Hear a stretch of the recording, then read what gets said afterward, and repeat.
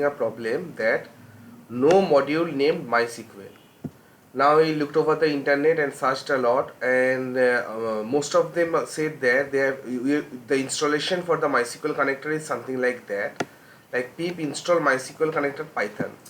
Well, I was facing this problem because this line of statement, executing this particular line of code is not proper. What we need to do is that we need to write this particular line of code to execute, to use this MySQL connector successfully. So the line to the code is something like this: python -m pip install MySQL connector Python. So python -m pip install MySQL connector Python.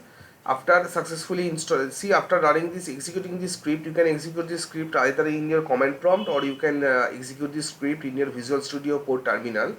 And after the execution, your necessary files are being downloaded in your local it is being downloaded in your computer. And likewise, you will be able to use now MySQL connector. And I have already executed this script once, that python create database py. So what it says that this particular file says that import MySQL connector as DBC. So from now on, this MySQL connector package would be called by the name DBC, and then there is a variable mydb which is holding a string to a connection. So dbc.connect, this is a connection string. Then my cursor is my cursor is a variable which is holding this connection object. MyDB has a method cursor, and cursor is this particular method has some features like to execute some SQL query. So what is a query? The query is create database if not exist access, and then I will be saying my cursor.execute query.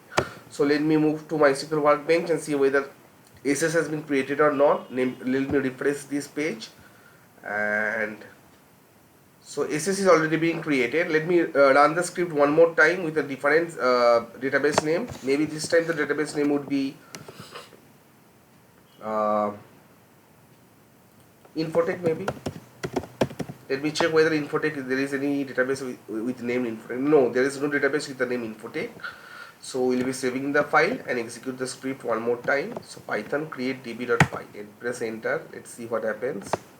Let's move to MySQL Workbench and refresh the page. Okay, so Infotech has also been created. Fine.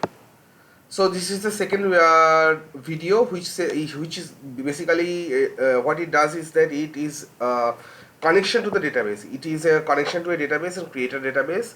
In the subsequent video, I will be creating a table, and later on, after creating a table, I will be inserting data into the table. So see you next time. See you next guys for the next video, in where I will be discussing how to create a table in MySQL database. MySQL database executing Python script.